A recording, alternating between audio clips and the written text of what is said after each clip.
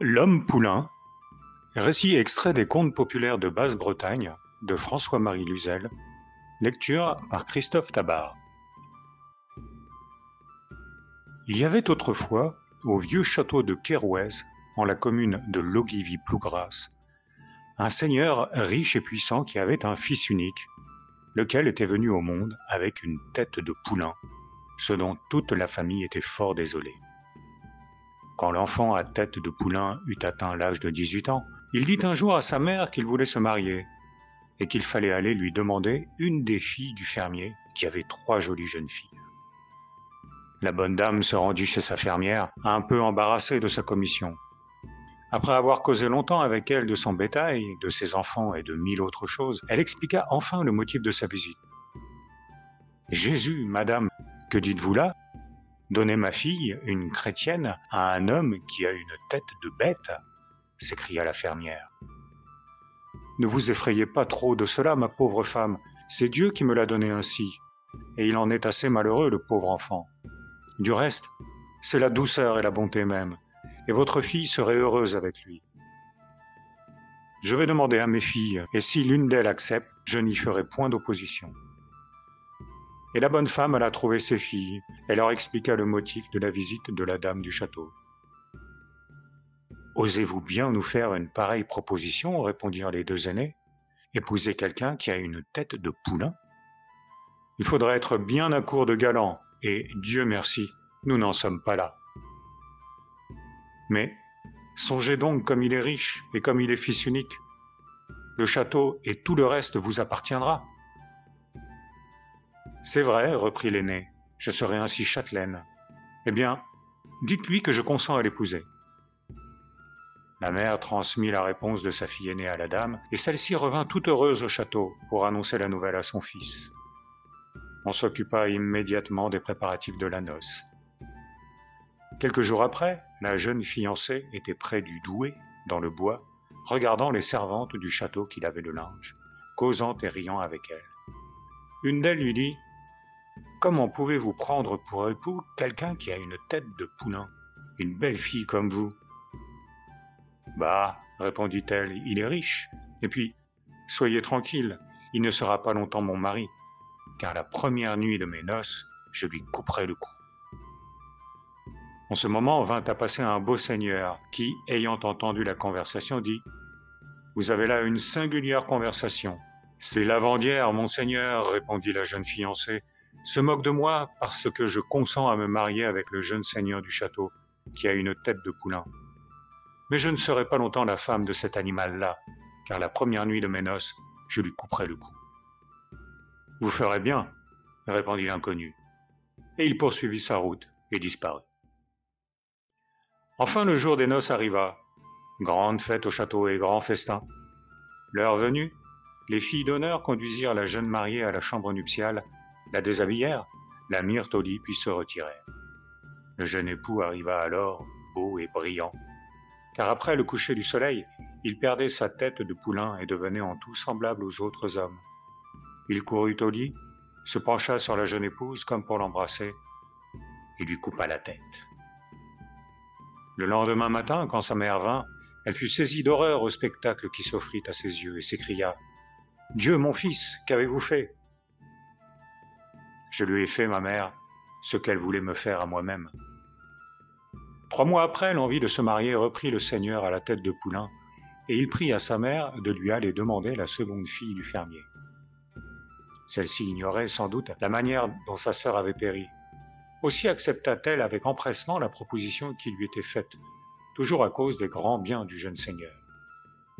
Les préparatifs de la noce commencèrent aussitôt, et un jour qu'elle était, comme sa sœur, près du doué, regardant les lavandières du château, causant et riant avec elle, quelqu'une lui dit: « Comment pouvez-vous prendre pour mari un homme à tête de poulain, joli comme vous êtes?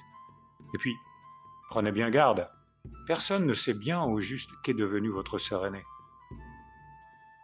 Soyez donc tranquille, je saurai bien me débarrasser de cet animal-là. Je le tuerai comme un pourceau la première nuit de ses noces, et tous ses biens me resteront. » En ce moment, vint encore à passer le même seigneur inconnu qui s'arrêta un instant et dit: « Vous avez là une étrange conversation, jeune fille. » Ce sont ces filles, monseigneur, qui me dissuadent de me marier avec le jeune maître du château parce qu'il a une tête de poulain. Et je l'égorgerai, comme un pourceau, la première nuit de mes noces, et tous ses biens m'appartiendront. Vous ferez bien, répliqua l'inconnu, et il disparut. Les noces furent célébrées avec solennité, comme la première fois. Festin magnifique, musique, danse, toutes sortes de jeux, mais le lendemain matin, la jeune mariée fut encore trouvée dans son lit, la tête coupée. 3 mois après, le jeune seigneur à la tête de poulain dit à sa mère de lui aller demander la 3e fille du fermier. Les parents firent des difficultés cette fois. Le sort de leurs 2 aînés les effrayait. Mais on leur offrit de leur céder leur métairie en toute propriété, et ce fut là un argument irrésistible. D'ailleurs, la jeune fille elle-même était consentante et dit à sa mère « Je le prendrai volontiers, ma mère. Si mes 2 sœurs ont perdu la vie, c'est de leur faute. C'est leur langue qui en a été la cause. » On fit donc des préparatifs de noces au château pour la 3e fois. Comme ses 2 aînés, la jeune fiancée alla causer avec les lavandières sur l'étang. « Comment, lui disait-elle, une jolie fille comme vous allez vous marier avec quelqu'un qui a une tête de poulain, et après ce qui est arrivé à vos 2 sœurs aînées ?»« Oui, oui, répondit-elle avec assurance, je me marierai avec lui, et je n'ai pas peur qu'il m'arrive comme à mes sœurs. S'il leur est arrivé malheur, c'est leur langue qui en a été la cause. » En ce moment, vint à passer le même seigneur que les 2 autres fois qui entendit la conversation, et poursuivit sa route sans rien dire cette fois. Les noces eurent lieu avec grande pompe et solennité. Festins magnifiques, musique, danse, jeux et divertissements de toutes sortes, comme les 2 premières fois.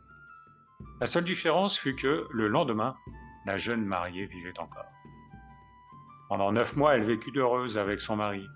Celui-ci n'avait sa tête de poulain que pendant le jour. Le soleil couché, il devenait un beau jeune homme jusqu'au lendemain matin. Au bout de 9 mois, la jeune femme donna le jour à un fils, un bel enfant, bien conformé et sans tête de poulain. Au moment de partir pour faire baptiser l'enfant, le père dit à la jeune mère « J'avais été condamné à porter une tête de poulain jusqu'à ce qu'un enfant me fût né. Maintenant, je vais être délivré, et une fois mon fils baptisé, je serai en tout semblable aux autres hommes. Mais ne dites rien de ceci à qui que ce soit, jusqu'à ce que les cloches du baptême aient cessé de sonner. Si vous en dites la moindre chose, même à votre mère, je disparaîtrai à l'instant, et vous ne me reverrez plus jamais. » Ayant fait cette recommandation, il partit avec le parrain et la marraine pour faire baptiser son fils. Bientôt, la jeune mère entendit les cloches de son lit, et elle était toute heureuse. Dans son impatience d'annoncer la bonne nouvelle à sa mère, qui était près de son lit, elle ne put attendre qu'elles eussent cessé de sonner et parla. Aussitôt elle vit arriver son mari avec sa tête de poulain, couvert de poussière et fort en colère. « Ah, malheureuse !» s'écria-t-il, « qu'as-tu fait ? À présent je pars, et tu ne me reverras plus jamais. » Et il partit aussitôt, sans même l'embrasser. Elle se leva pour le retenir. Ne le pouvant pas, elle courut après lui. « Ne me suis pas !» lui cria-t-il. Mais elle ne l'écoutait pas et courait toujours. « Ne me suis pas, te dis-je !» Elle était sur ses talons. Elle allait l'atteindre. Il se détourna alors et lui donna un coup de poing en pleine figure. Le sang jaillit jusque sur sa chemise et y fit 3 taches.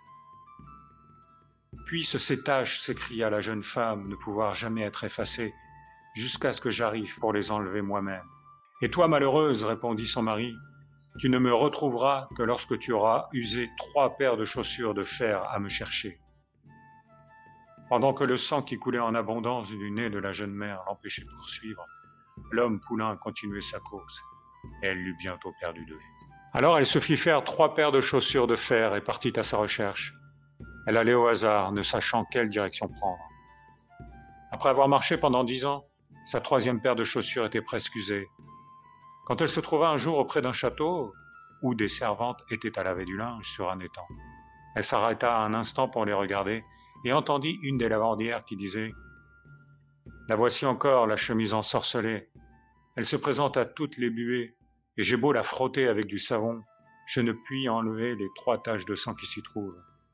Et demain le Seigneur en aura besoin pour aller à l'église, car c'est sa plus belle chemise. » La jeune femme écoutait de toutes ses oreilles. Elle s'approcha de la lavandière qui parlait ainsi et lui dit Confiez-moi un peu cette chemise, je vous prie. Je pense que je réussirai à faire disparaître les taches. » On lui donna la chemise. Elle cracha sur les taches, la trempa dans l'eau, puis la frotta, et les taches disparurent. « Je vous remercie, lui dit la lavandière. Allez au château, demandez à loger, et tantôt, quand j'arriverai, je vous recommanderai à la cuisinière. » Elle se rendit au château, elle mangea à la cuisine avec les domestiques, et on la fit coucher dans un petit cabinet tout près de la chambre du seigneur.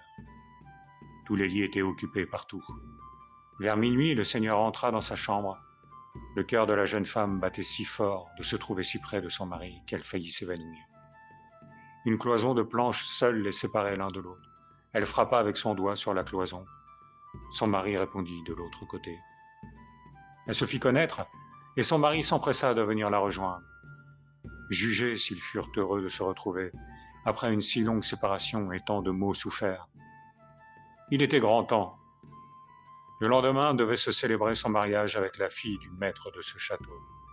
Mais il fit remettre la cérémonie, je ne sais sous quel prétexte, et comme le festin était préparé, et que les invités étaient tous arrivés, on se mit à table.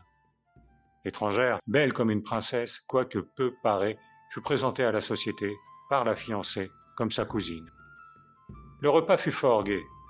Vers la fin, le fiancé parla ainsi à son futur beau-père. « Beau-père, je voudrais avoir votre avis sur le cas que voici.